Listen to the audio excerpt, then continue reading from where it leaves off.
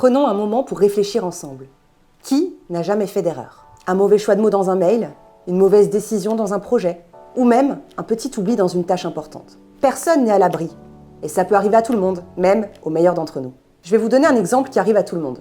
Vous avez déjà pris une mauvaise direction en conduisant, n'est-ce pas? Une route qui vous semblait tout à fait correcte, mais au final, vous vous rendez compte que vous êtes perdu. On fait demi-tour, on ajuste, et on reprend le bon chemin. Et bien dans le monde des affaires, c'est la même chose.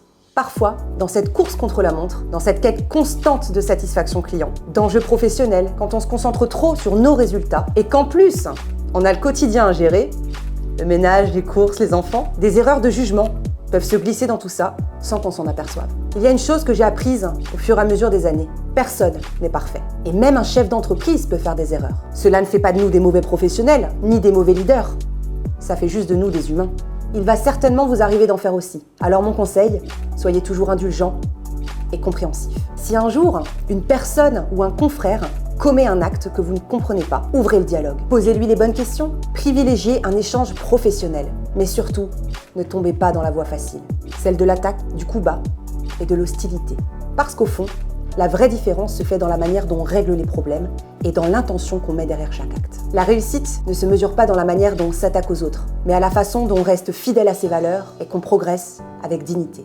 Récemment, un ami m'a dit quelque chose qui m'a profondément touchée. La réussite, tu sais, elle dérange souvent, car elle met en lumière des choix qui sont différents, des personnes qui ne suivent pas des trajectoires habituelles, et ça suscitera forcément des réactions. Certains voudront même te nuire, mais surtout continue à avancer, ne regarde pas derrière et trace ta propre route. Alors pour ma part, ceux qui préfèrent semer des doutes et qui ne sont pas dans des démarches bienveillantes, je préfère les ignorer. Nous, on préfère faire la différence avec notre travail et continuer à se développer. Professionnellement vôtre, Tricia.